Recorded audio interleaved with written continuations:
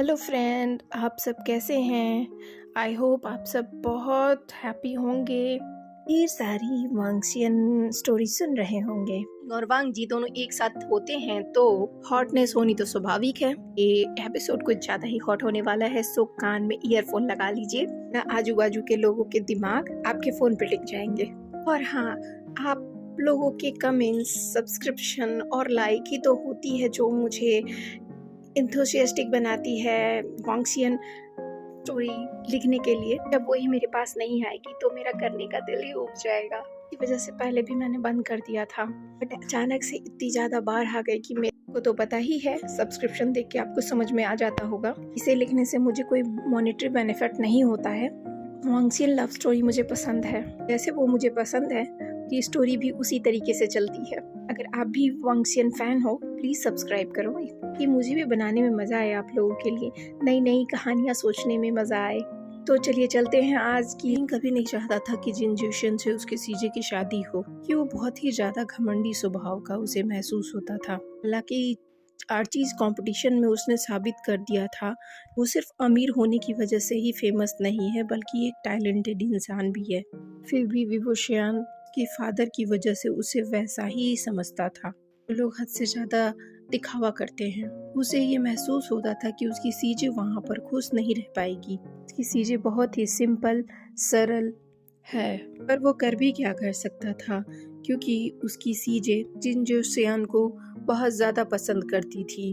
उसकी वजह उनकी माएँ हैं। बचपन में ही उन दोनों की शादी तय हो गई थी, इसलिए सीजे किसी और के बारे में कभी सोच ही नहीं पाई। विभूषण इस शौक में बहुत ज्यादा ही आ गया था। वो खुद के लिए नहीं बल्कि अपनी बहन के लिए परेशान था। जितना वो उसे प्यार करता है, उसका ध्यान रखता है, शायद जिनजुशन उसे नहीं चाहता, उसे नहीं प्यार करता, वो उसका इतना ध्यान भी नहीं रखेगा। बात का उसे बहुत ज्यादा शौक लगा था। हमारी सीजे ऐसा ही चाहती हैं। कहता है वो बहुत ही अनोइंग पर्सन है और घमंडी भी है, वो सीजे का ख्याल भी नहीं रखेगा। जो कहता है सीजे उसे बहुत पसंद करती है, तो तुम्हारी और मेरी राय कोई मायने नहीं रखती है, हमें उनकी खुशी में शामिल होना चाहिए। विंग कहता है सही कहा, और शराब पीने लगता है और इसके साथ ही वो नी हुसैन के पास चला जाता है। नीट ही काफी पी चुका होता है। नी हुसैन कहता है तुम ये क्या कर रहे हो, तुम अपने आप को मारना चाहते हो क्या? ये अब अपने घर जाना चाहिए। विंग कहता है कौन सा घर पर मेरे लोग इंतजार कर रहे हैं। कहता है फिर यही एंजॉय करो, इस तरीके से नहीं कि तुम अपने आप को मारने के लिए तैयार हो जाओ। मैं अपना ख्याल रखना चाहिए। पार्टी में इतनी खूबसूरत खूबसूरत लड़कियां आई हैं, तुम उनके साथ डेट क्यों नहीं करते? उस लड़की को देखो, वो काफी देर से तुम्हें ही देखे जा रही है, ये भी जिन फैमिली की ही लगती है, तुम उसे देखो। विंग उसके पास जाता है, कहता है आप कौन हैं? जिन फैमिली की बिलोंग करती है ना? जिन फैमिली की लड़कियां बहुत ही खूबसूरत होती हैं। लड़की कहती है हाँ मैं जिन फैमिली की हूँ, मेरा नाम म्या म्या है, क्या हम साथ में पी सकते हैं? म्या म्या ड्रिंक में उसका साथ देने लगती है। दोनों बहुत ज्यादा ड्रंक हो जाते हैं। उसके बाद दोनों एक रूम में जाते हैं। दोनों ही बहुत ज्यादा ड्रंक थे। दोनों ही एक रूम में जाते हैं। विंग बहुत ज्यादा ड्रंक होने की वजह से उसे जोर से किस करता है। इसकी वजह से उसने हद से ज्यादा ड्रिंक कर लिया था। विभूषण मेम्या को किस तो करता है, पर फिर से विभूषण को बहुत ही ज्यादा तेज पेन फील होता है। वो इसके लिए अनटोलरेबल होता है। वजह से विभूषण मेम्या को बहुत तेज धक्का दे देता है। वो खुद भी गिर जाता है क्योंकि उसने बहुत ज्यादा ड्रंक किया हुआ था। मेम्या खड़ी होकर पूछती है विभूषण तुम्हें क्या हुआ, तुम ठीक हो? तुमने इतनी जोर से धक्का क्यों दिया? विभूषण इतने पेन में था, वो कोई भी जवाब नहीं देता। वो कहता है तुम यहाँ से चली जाओ, और वो तड़पने लगता है। वेंचिंग अचानक से पेशेंट देख रही होती है, उसे कुछ याद आता है। उन पेशेंट को वहीं छोड़ती है और तुरंत ही कार ड्राइव करके पार्टी की तरफ चल देती है। पार्टी में जाकर के जगह जगह विभूषण को ढूंढना शुरू करती है। सोचती है विभूषण तुम कहाँ हो? वो जंजा से पूछती है विभूषण कहाँ है? जंजा कहता है मुझे पता नहीं, अभी वो ड्रिंक करके यहीं खड़ा तो था। वो पूरी पार्टी में उसे ढूंढने लगती है। इसके बाद वो नी हुसैन के पास जाती है और पूछती है विभूषण कहाँ है? नी हुसैन जानता तो था कि विभूषण कहाँ है, पर वो ये सारी बातें वेंजिंग को नहीं बताना चाहता था। वो नहीं चाहता था कि वेंजिंग को ये सारी बातें पता चले। कि लोगों की तरह उसे भी ऐसा लगता था वेंचिंग विवुशियन को पसंद करती है और शायद कहीं दिल ही दिल में उसको पसंद करती हो। ये सारी बातें जानकर उसे बुरा लग जाएगा। इसकी वजह से वो वेंचिंग को कुछ भी नहीं बताता। वेंचिंग बहुत परेशान थी, पर वो अपने दिल की बात किसी को बता भी नहीं पा रही थी। अब वो करे भी तो क्या करे। वो पागलों की तरह पूरे पार्टी एरिया का चक्कर लगा रही थी। ये सारी बातें हमेशा से विवुशियन, वेंचिंग और उसके सीजे के अंदर ही थी। पर जांगली का आज एंगेजमेंट था। वेंचिंग उसकी एंगेजमेंट खराब नहीं करना चाहती थी। वेंचिंग को ये डर था कि ये जो सब कुछ हो रहा था वो उसके कर्ज की वजह से हो रहा था, क्योंकि उसने उसके सारे टेस्ट किए थे, उसमें उसको कोई भी प्रॉब्लम नजर नहीं आई थी। उसने सोचा हो सकता है ये प्रॉब्लम उस पर्टिकुलर पर्सन की वजह से खत्म हुआ हो। ऐसा भी हो सकता है वो किसी और के साथ होने से प्रॉब्लम आ जाए वापस। वो इसको ये बात बताना चाहती थी। अगर ऐसा हुआ तो उसे पेन होगा, फिर वो कैसे टॉलरेट कर पाएगा। जिंग इस वजह से बहुत ज्यादा ही परेशान होती जा रही थी। तो वो सभी जगह ढूंढ लेती है, पर विवुशियन कहीं भी नहीं मिलता। वो अपने आप में सोचने लगती है हो सकता है विवुशियन फिर उसी इंसान के साथ हो, इसी वजह से शायद उसे पेन नहीं हो रहा हो और उसे कोई प्रॉब्लम नहीं हुई हो। ये भी हो सकता है कि उसका कर्ज खत्म हो गया हो, पर मैं कर भी क्या सकती हूँ। काफी देर से उसे ढूंढ तो रही हूँ, पर वो कहीं नजर नहीं आ रहा। मैं करूँ भी तो क्या करूँ। ये भी हो सकता है कहीं उसे कोई प्रॉब्लम हुई ना हो। मैं कुछ ज्यादा ही सोच रही हूँ कि अगर पेन होता तो विवुशियन मेरे पास जरूर आता अपनी प्रॉब्लम्स ठीक करने के लिए। ऐसा सोचकर वो क्लिनिक वापस चली जाती है। पेन की वजह से उसकी आंखों से आंसू गिरने लगते हैं कि ये पेन पहले से भी बहुत तेज था। वो कहता है ये क्या हुआ, तो सब कुछ ठीक हो गया था, फिर अचानक से पेन, और ये पेन तो उससे भी ज्यादा है। भगवान, ये तूने मुझे क्या दिया है, क्यों मुझे इतना पेन है, मैंने तुम्हारा क्या बिगाड़ा था, मेरे लिए सब कुछ हमेशा टफ क्यों होता है। वहाँ पड़ा पड़ा काफी बेचैन था कि कुछ भी समझ में नहीं आ रहा था वो क्या करे। इनमें अकेला तड़प रहा था। वहाँ पे डार्क ब्लू लाइट थी, किसी को पता भी नहीं लग रहा था कि वो वहाँ अकेला पड़ा तड़प रहा है। भी उसे ऐसा महसूस होता है कि उस कमरे में सैंडलवुड की फ्रेग्रेंस फैल गई है। इतना ज्यादा था कि मुंह से चीख निकलने ही वाली थी। कोई हाथ उसे उठाने की कोशिश करता है। बीइंग के धक्के से वो उसके ऊपर गिर जाता है। उस इंसान के लिप्स उसके ऊपर थे। अचानक ही फील होना बंद हो जाता है। विंग उसे खींचकर अपने पास कर लेता है और हार्ड किस करने लगता है, जैसे वो उसे कभी नहीं छोड़ेगा। उसके लिप्स को टच करते ही उसका पेन बिल्कुल ही गायब हो गया हुआ था। को कुछ भी समझ नहीं आ रहा था ये अचानक से क्या हुआ। पल में ये पेन इतना ज्यादा और दूसरे पल में ये पेन बिल्कुल खत्म। एक के टच करने से पेन इतना तेज बढ़ जाता है, दूसरे के टच करने से पेन बिल्कुल खत्म हो जाता है। अब विंग उससे थोड़ा दूर होकर है उस इंसान के गले को टच करते हुए कहता है, तुम कहाँ चले गए थे। अपने थंब से उसके लिप्स को टच करता है और कहता है, मुझे इसे टच करने दो। फिर कहता है, इसे मैं अपने पास रखना चाहता हूँ। धीरे से उसके लोअर लिप को अपने माउथ में लेता है और उसे सक करने लगता है। वो इंसान कुछ बोलने ही वाला होता है, उसे उसके लिप्स को बंद कर कहता है, तुम बस चुप रहो, आज मुझे ऐसे ही रहने दो। मैं तुम्हें आज महसूस करना चाहता हूँ, तुम्हारी सांसों के गंध में खोना चाहता हूँ। ये मुझे बहुत सुकून देती है। मुझे समझ नहीं आता इनमें ऐसा क्या है जो किसी और में नहीं। इनसे मुझे सुकून क्यों मिलता है, मुझे समझ नहीं आता। उसके लोअर लिप को लेफ्ट से राइट तक थंब से टच करता है। मैं इसका अब एडिक्टेड हो चुका हूँ, मुझे इनके पास रहने दो। ऐसा क्या है इन होठों में, वही मेरे दर्द को खत्म कर देती है और दूसरे के छूने से मेरा दर्द इतना ज्यादा हो जाता है।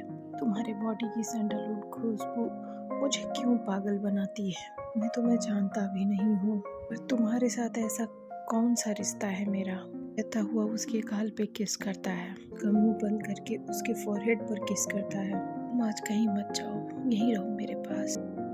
उसके लोअर लिप को किस करता है, फिर बाइट करता है और कहता है, मेरा दिल करता है इसे काट के मैं इसे अपने पास रख लूं, ताकि जब चाहूँ इसे किस कर सकूं। फिर उसे किस करता है। वो इंसान कहता है, इसके लिए तुम्हें काटने की जरूरत नहीं विंग, तुम चाहो तो हमेशा मेरे साथ रह सकते हो। विंग कहता है, तुम हो कौन मेरे, ये तो ठीक से मैं जानता भी नहीं हूँ।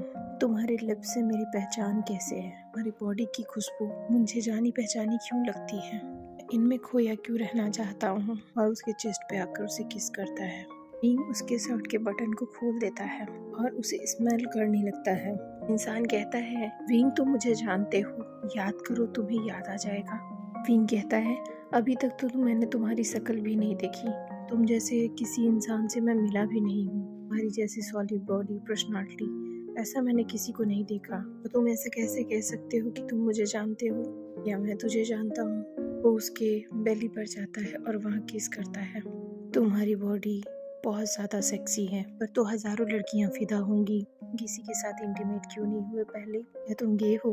तो कहता है नहीं, सिर्फ तुम्हें पसंद करता हूँ, किसी को भी नहीं। पूछता है, क्या तुम मेरे फैन हो? कहता है, हाँ, हमेशा से। फर्स्ट टाइम जब मैंने तुम्हें देखा था ना, तो बहुत अननॉयड फील किया था। उसके बाद तुम्हारे अलावा कोई और पसंद नहीं आया। ये क्या कह रहे हो? विंग कहता है, तुम तो ऐसा कह रहे हो कि मैंने तुम्हारे साथ बहुत सारा वक्त बिताया हो। फिर मैंने इतना वक्त बताया है, फिर मुझे कुछ भी याद क्यों नहीं? और अगर तुम इतना मुझे पसंद करते थे तो तुमने कभी कहा क्यों नहीं? कहता है, मैं डरता था विंग, इसीलिए कभी कह नहीं पाया। क्या सच में तुम मुझे इतना प्यार करते हो? कहता है, जितना तुम सोच सकते हो उससे कहीं ज्यादा।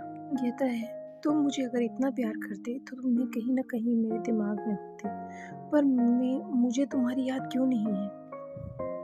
मेरी यादों में तुम क्यों नहीं हो? मैंने तुम्हारे जैसी पर्सनालिटी किसी की नहीं देखी। और हाँ, तुम्हारी वॉइस, ये भी तो मैंने पहले कभी नहीं सुनी। तुम्हारी ये सैंडलवुड फ्रेग्रेंस, मुझे ऐसा लगता है जैसे मैं तुम्हारे साथ रह चुका हूँ। बस, इससे ज़्यादा कुछ भी नहीं। क्या तुमने कभी किसी लड़की पे ट्राई नहीं किया? वो कहता है, मुझे ज़रूरत ही नहीं पड़ी। तुम मेरे दिलो दिमाग पे छाए हुए थे। मैंने तुम्हें पीछे से जाते हुए देखा था जब तुम लिफ्ट से बाहर निकल रहे थे। तुम बहुत ज़्यादा हैंडसम हो। वो इंसान कहता है, मैं जैसा अभी हूँ भी सिर्फ और सिर्फ तुम्हारा हूँ। तुम्हारे सिवा इस बॉडी का ऑनर और कोई भी नहीं है। विंग इसकी बात सुनते ही उसके लिप्स पे आ जाता है। ये दोनों हाथ को जोर से पकड़कर किस करने लगता है। उस वक्त वो भी उसका पूरा साथ दे रहा था। वो उसे पलटता है, उसके गले पे किस करता है, नेक पे किस करता है, चेस्ट पे किस करता है, जगह जगह पूरी बॉडी पे उसके मार्क छोड़ने लगता है। बहुत बुरी तरह से तड़पने लग जाता है। नीचे आकर वो उसे शक करने लगता है। विंग की तो जैसे हालत ही खराब हो गई थी। अब उसे वो टर्न करता है, उसके ऊपर आ जाता है और गले पे किस करता है, उसके बाल को पकड़ता है, जोर जोर से आवाजें करने लग जाता है। उसे किस करते हुए नीचे जाता है और कहता है, मैंने कहा था ना मैं तुम्हारे पास रो जाऊंगा, फिर तुम्हें किसी और की क्या जरूरत थी? मेरा वेट भी कर सकते थे ना। उसके साथ बहुत हार्डली इंटीमेट होने की कोशिश करता है। बहुत ज़्यादा जोर से चिल्लाने लगता है। उसके माउथ को बंद करते हुए कहता है, तुम मेरे हो, फिर तुमने अपनी बॉडी को किसी और को क्यों टच करने दिया? मैंने कहा था ना मैं तुम्हारे पास आऊँगा। के जॉलानी पर किस करते हुए कहता है, ये सिर्फ मेरा है, इसे किसी और की ज़रूरत नहीं है। तुम्हारी बॉडी मेरे को बिलोंग करती है, अब इसे किसी को भी टच मत करने देना। उसके साथ हार्डली इंटीमेट होता रहता है। ने गलती की है तो आज तुम्हें पनिशमेंट तो जरूर मिलेगी। अगर वो उसके साथ इंटीमेट होता रहता है। इनके मुंह से चीख लगातार निकली जा रही थी। इनके आंख से आंसू आने लग गए थे। इंसान उसके कान में आके कहता है, कहीं तुम्हें पेन तो नहीं हो रहा है? मैं रुक जाऊं? विंग कहता है, मुझे अल्टीमेट प्लेजर मिल रहा है, मत रुकना, चाहे मेरे आंसू ही क्यों ना निकले। ऐसा सुनकर वो उसके ईयर पे जोर से बाइट करता है और तेजी से इंटीमेट होने लगता है। इनकी प्लेजर की वजह से आवाजें तेज होती ही जा रही थी। बहन कहता है, धीरे बोलो विंग, आजू बाजू से लोग इकट्ठे हो जाएंगे। वो कहता है, तुम पहले क्यों नहीं आए? ये कान के पास आके कहता है, तो हमेशा तुम्हारे साथ ही था। उसके गले पे किस करता है, फॉरहेड पे किस करता है। थोड़ी देर में दोनों थक कर वहीं लेट जाते हैं। विंग बहुत बुरी तरह से थक गया था, इसलिए वो इंसान उसे अपने गोद में उठाता है, ले जाके बेड पे सुला देता है। विंग की हालत बहुत खराब हो चुकी थी। वो इस वक्त चल भी नहीं रहा था, उसके पैर सेक कर रहे थे। टॉवल लाकर उसे क्लीन करता है, उसे फ्रेश कपड़े पहना करके सुला देता है, वहीं बगल में उसके सो जाता है। बहुत बुरी तरह थक चुका था, इस वजह से उसने उसे अपने गोद में ले लिया था। उसे बुरी तरह से हक करके सो जाता है। उसे बहुत अच्छी नींद आने वाली थी। अल्टीमेट पेन के बाद एक अल्टीमेट प्लेजर का अनुभव जो आज उसने किया था। बहुत बुरी तरह से थक चुका था, इतना थका था कि उसकी आँख खोलने की भी हिम्मत नहीं हो रही थी।